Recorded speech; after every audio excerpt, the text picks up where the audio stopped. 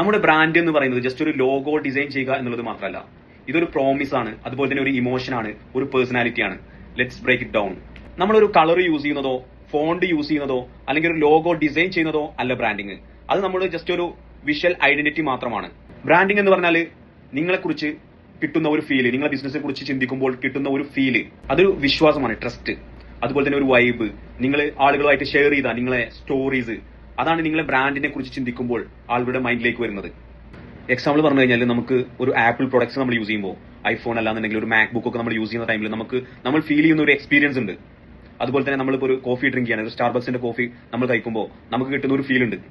അതാണ് ബ്രാൻഡിംഗ് എന്ന് പറഞ്ഞാൽ. നിങ്ങൾക്ക് നിങ്ങളെ ബിസിനസിനെയും ഒരു നെക്സ്റ്റ് ലെവലിലേക്ക് മൂവ് ചെയ്യണമെന്നുണ്ടെങ്കിൽ ബ്രാൻഡിംഗിൽ ശ്രദ്ധിക്കേണ്ട ബിഗിനേഴ്സിന് വേണ്ടിയിട്ടുള്ള 3 സിമ്പിൾ സ്റ്റെപ്സ് ആണ് ഞാൻ പറയുന്നത്.